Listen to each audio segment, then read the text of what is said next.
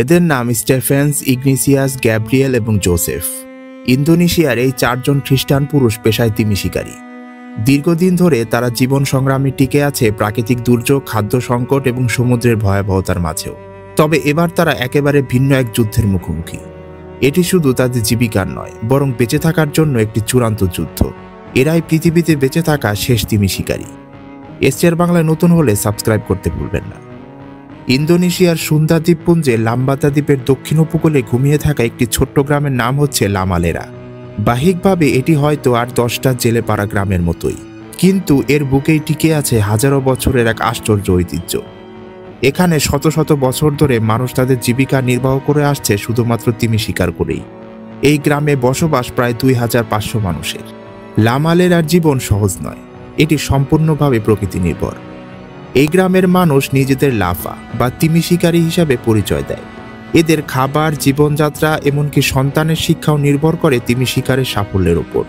তাদের ঘর কাঠ এবং বাঁশ দিয়ে তৈরি, বিদ্যুৎ নেই, আর আধুনিক সুবিধা বলতে হাতে গোনা কিছু জিনিসই আছে। ভোর হলে পুরুষরা দল বেঁধে সমুদ্রের পথে পাড়ি দেয়, আর মহিলারা গ্রামে থেকে মাছ শুকায়, রান্না এবং শিশুদের যত্নের কাজ করে। প্রতি বছর মে থেকে নভেম্বর মাস পর্যন্ত তিমিরা ভারত মহাসাগর থেকে প্রশান্ত মহাসাগরের দিকে যাত্রা করে। সেই সময় উপকূলের কাছে আসে এরা, আর তখনই শুরু হয় শিকারের মৌসুম। তবে এখন পরিস্থিতি একেবারে ভিন্ন। এই বছরটি লামালেরার জন্য খুবই কঠিন। কয়েক মাস ধরে তারা একটি তিমিও ধরতে পারেনি। যদি তিমিরা আর এই দিকে না আসে তবে তারা মারা যাবে। কেবল ছোট মাছ দিয়ে কষ্টে টিকে থাকা যাবে বটে, কিন্তু তার সঙ্গে তিমির কোনো তুলনা চলে না। সমুদ্র যেন আজকাল কৃপণ হয়ে উঠেছে। তাদের মধ্যে এক জেলে বলেন, আজ আমরা একটি বড় তিমি দেখেছিলাম, তাই আমরা নৌকা নিয়ে তার দিকে এগোচ্ছিলাম। হঠাৎ সেটা পানির ওপর ভেসে উঠল, আবার ডুবে গেল, আবার উঠল, আবার ডুব দিল। আমরা ক্লান্ত হয়ে পড়েছিলাম, তাই ফিরে আসতে বাধ্য হই। হয়তো আগামীকাল বা পরশুদিন আবার দেখব এবং তখন কাজ শুরু করব। আমরা তার জন্য প্রার্থনা করছি। এভাবে যদি দিনের পর দিন চলতে থাকে তবে লামালেরা গ্রামের মানুষের উপর নেমে আসতে পারে ভয়াবহ দুর্দশা। লামালেরার জনগণ তিমির মাংস কখনো বিক্রি করে না, বরং ফল, সবজি এবং তামাকের বিনিময়ে তা আদান প্রদান করে। এটি একটি আত্মনির্ভরশীল সমাজ, যারা বৈশ্বিক আধুনিকতা এবং বাণিজ্যের হাতছানি থেকে নিজেদের দূরে রেখেছে। তবে এই জীবনধারা কতদিন টিকবে? জোসেফ এক সময়ের সাহসী হারপুন শিকারী। এখন তিনি এই প্রশ্নেই উদ্বিগ্ন।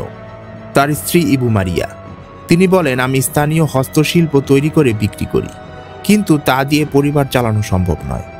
এই গ্রামে প্রায় সবকিছুই তিমির উপর নির্ভর করে, বাচ্চাদের স্কুলের খরচ থেকে শুরু করে পরিবারের খাবার পর্যন্ত। তিমি এলে গ্রামে উৎসবের আমেজ ছড়িয়ে পড়ে, আর না এলে নেমে আসে বিষণ্ণতা। গ্রামের প্রায় সব পুরুষই তিমি শিকারে নিয়োজিত। এটি কেবল তাদের জীবিকা নয়, তিমি তাদের সংস্কৃতি, বিশ্বাস এবং অস্তিত্বের সঙ্গে গভীরভাবে জড়িয়ে রয়েছে। এমনকি তিমি শিকারের সবচেয়ে বড় অস্ত্র হারপুনের ফলাও তারা নিজের হাতেই তৈরি করে। এই দ্বীপেই জন্ম নেওয়া এক স্থানীয় সাংবাদিক মাইকেল বাটোনা বলেন, তিমি ও লামালেরা সকল মানুষ একই আত্মার অংশ। তারা একসঙ্গে বাঁচে, একসঙ্গে মরে। তাদের জীবন ও ভবিষ্যৎ সবকিছুই তিমির উপর নির্ভর করে। তিমির জন্য অপেক্ষা করতে করতেই তারা নিজেদের ঐতিহ্যবাহী নৌকা, তেনার পাল এবং কাঠামো মেরামত করে। এই নৌকাগুলোকে তারা জীবন্ত আত্মা বলে মনে করেন। নতুন নৌকা তৈরি হলেও পুরনো নাম আর বদলায় না, কারণ তাদের বিশ্বাস এই নৌকার মধ্যেই তাদের পূর্বপুরুষের আত্মা বাস করে। ইনি ইগনিসিয়াস, যিনি জোসেফের বাবা। ইনি একসময় ছিলেন ডেমো সাপাং নামে পরিচিত একটি বিখ্যাত নৌকার প্রধান হারপুনধারী, যাকে সবাই সমুদ্রের তারা বলে জানত। এখন তিনিই তার গোষ্ঠীর নৌকার নেতা এবং প্রতিটি শিকারে সাহসের প্রতীক হয়ে দাঁড়ান নৌকার সামনের মাথায়। প্রত্যেক গোষ্ঠীর একটি করে নৌকা থাকে, আর লামালেরার জন্য এই নৌকাগুলো শুধুমাত্র যানবাহন নয়, এগুলো জীবন্ত আত্মার প্রতীক। এই নৌকাগুলোই তাদের সন্তান, নাতি নাতনি এবং ভবিষ্যৎ প্রজন্মের হাতে তারা তুলে দেয়, কারণ তাদের বিশ্বাস এই ঐতিহ্য একবার হারিয়ে গেলে আর তাদের ফিরে পাওয়া যাবে না। তবে এখন এই গ্রামের মানুষের সামনে আরও একটি বড় বাধা চলে এসেছে, আর সেটি হচ্ছে লাকাদ্বীপ থেকে আসা ডাইনামাইটধারী জেলেরা। রাগে বলতে থাকেন কয়েকজন জেলে, সরকার নিষিদ্ধ করলেও তারা নিয়ম ভেঙে প্রতিদিনই ডাইনামাইট ফাটিয়ে মাছ ধরছে। এর ফলে সাগরের জীববৈচিত্র্য ধ্বংস হচ্ছে, আর লামালেরার মানুষ সাগরে নামতে পারছে না। আমরা কিছুই করতে পারছি না। পুলিশ একাধিকবার অভিযান চালিয়েছে, কিন্তু কাউকেই ধরতে পারেনি। সর্বত্র বোমা ফাটছে, এটি যদি বন্ধ না হয় তাহলে আমাদের জন্য অভিশাপ হয়ে উঠবে। এই বছরটা আমাদের জন্য খুবই কঠিন গেল। আমরা একটি তিমিও পাইনি। স্ত্রী সন্তানের খাবার জোগাড় করাই এখন কঠিন হয়ে পড়েছে। তাই লারান্তুকা গিয়ে একটি ইঞ্জিন কিনব, ডলফিন এবং মানটা শিকার করতে হবে। আমি হারপুনধারী ঐতিহ্য ভালোবাসি, কিন্তু এখন মাছ অনেক দূরে চলে গেছে। মোটর চালিত নৌকাই এখন শেষ ভরসা। তিমিরা আর এই দিকে আসছে না। ঔরাদ্বীপের বোমা শব্দে তারা ভয় পেয়ে গেছে। তাই আমরা পুরনো গ্রামে গিয়ে পূর্বপুরুষদের মতো প্রার্থনা করব যেন তিমিরা ফিরে আসে। লামারেরার গ্রামের মানুষের জীবন তিমির সঙ্গে অদ্ভুতভাবে জড়িত। শুধু খাদ্যে নয়, এক আত্মিক বন্ধন। তিমি ধরার আগে তারা পুরানো ধর্মীয় আচার পালন করে। আচার চড়াকারে তারা একটি মোরগ বলি দিয়ে তার মাংস ভাগ করে খায় এবং তুয়াক, যা এক ধরনের স্থানীয় পানীয়, তা পান করে। আর প্রার্থনা করে, আমরা ক্ষুধার্ত, আমাদের তিমি দাও। তাদের বিশ্বাস তিমিগুলো পূর্বপুরুষের আত্মা, যারা মানুষের ভাষা বোঝে আর মানুষের মনের কথাও শুনতে পায়। এই গ্রামের আগের মানুষরা শুধু প্যাডেল চালিত নৌকা ব্যবহার করত তিমি শিকার করতে। তবে আজ অনেক কিছু বদলে গেছে। আগে ছিল শুধু প্যাডেল, আর এখন এসেছে ইঞ্জিন। লামালেরার একজন জেলে বলেন, এটি সত্যি যে এখনকার যুবকরা আর প্যাডেল চালিত বোট ব্যবহার করতে চায় না, তারা মোটরই ব্যবহার করতে চায়। যদি আমি তাদের বলি প্যাডেল নিয়ে সমুদ্রে চল, তারা যেতে চায় না। এখন অনেক বড় পরিবর্তন হচ্ছে। তারা মোটর ভালোবাসে, কারণ এতে মাছ বেশি ধরা যায়। কিন্তু আমি মোটর পছন্দ করি না।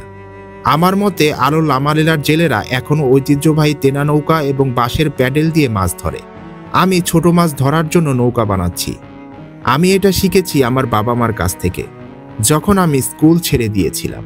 আমার বাবা আমাকে এই কাজ শেখান, আর আমার বাবাও চাইতো আমি পূর্বপুরুষদের রীতিতেই চলি। কিন্তু এখন পরিস্থিতি একেবারে ভিন্ন। বেশি আয় করতে হলে ইঞ্জিন চালিত মোটর দরকার।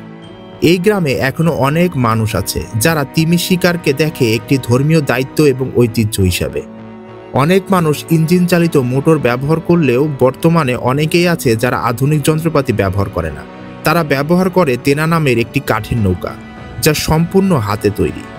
এইসব নৌকায় থাকে 7 থেকে 14 জন শিকারী। আর এই দলের যে নেতৃত্ব দেয় তাকে বলা হয় লামাফা, এবং তিনি এই দলের সবচেয়ে সাহসী যোদ্ধা হিসেবে স্বীকৃতি পান। লামাফা হাতে বাঁশ এবং লোহার তৈরি হারপুন নিয়ে তিমির দিকে ধেয়ে যায়।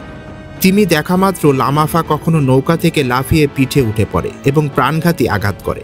তারপর আহত তিমিকে দড়ি নিয়ে টেনে নৌকার কাছে আনা হয়, যা ঘন্টার পর ঘন্টা ধরে চলতে থাকে। এরা প্রধানত স্পার্ম ওয়েল শিকার করে। স্পার্ম ওয়েল বেশ বড় আকারের তিমি হয়। পুরুষ তিমিরা সাধারণত প্রায় 16 মিটার বা 52 ফুট পর্যন্ত লম্বা হতে পারে, আর স্ত্রী তিমিরা হয় প্রায় 11 মিটার বা 35 ফুট পর্যন্ত লম্বা হয়।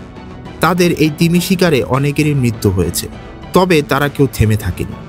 তবে তারা শুধু বড় বড় তিমি নয়, বরং ডলফিন এবং মোলা মাছও শিকার করে। মোলা সাধারণত একটি গভীর জলের মাছ, কিন্তু জেলিফিশ খাওয়ার জন্য তারা উপরের দিকে উঠে আসে। এটি বিশ্বের অন্যতম ভারী মাছ, যার ওজন প্রায় 1 টনেরও বেশি হতে পারে। এই গ্রামের একটি নিয়ম হচ্ছে, সমুদ্র থেকে মাছ ধরে আনার পর যাদের মোটর আছে তারাই মাছ ভাগ করে দেয়, এবং প্রত্যেকে যার যার ভাগের মাছ বাইরের সমাজে গিয়ে আদান প্রদানের মাধ্যমে তাদের নিজস্ব জরুরি জিনিসপত্র নিয়ে আসে। তবে বর্তমানে দুঃখের বিষয় হচ্ছে, আজকে লামালেরা আর আগের মতো নেই। জলবায়ু পরিবর্তনের কারণে তিমির সংখ্যা এখন অনেক কমে গেছে। আধুনিক আইন তাদের প্রথাগত শিকারেও বাধা হয়ে দাঁড়িয়েছে। অনেক তরুণ আজ শিকারের বদলে শহরে পাড়ি জমাতে চায়। আরেকটি বড় বিপদ হচ্ছে ইঞ্জিন চালিত নৌকার ব্যবহার। অনেক ইঞ্জিন লাগিয়ে তারা শিকার করছে, কিন্তু এতে ঐক্য নষ্ট হচ্ছে। আগে যেখানে শিকার মানেই ছিল সবার সঙ্গে ভাগাভাগি, এখন সেখানে শুরু হয়েছে বৈষম্য। আজকের এই পৃথিবীতে যেখানে সবকিছু মেশিন এবং প্রযুক্তি নির্ভর, সেখানে লামালেরা এখনো ধরে রেখেছে তাদের প্রকৃতির সঙ্গে লড়াই এবং বাঁচার এক পুরনো পথ। এই গ্রামের মানুষ আমাদের শেখায় বেঁচে থাকার মানে শুধু আধুনিকতা নয়, বরং ঐতিহ্য, সাহস আর একে অপরের পাশে দাঁড়ানো। তারা যখন বিশাল তিমির সামনে ঝাঁপিয়ে পড়ে, আমরা সেখানে দেখি এক আদিম সাহস, এক মানবিকতা এবং সংগ্রামী চেতনা। তবে প্রশ্ন রয়ে যায়, এই প্রাচীন সংস্কৃতি আর কতদিন টিকবে? সকল বাধা অতিক্রম করে লামালেরার মানুষ কি টিকে থাকতে পারবে? আপনার কাছে আজকের ভিডিওটি ইনফরমেটিভ লাগলে অবশ্যই STR বাংলাকে সাবস্ক্রাইব করে রাখুন। দেখা হচ্ছে নতুন এপিসোডে।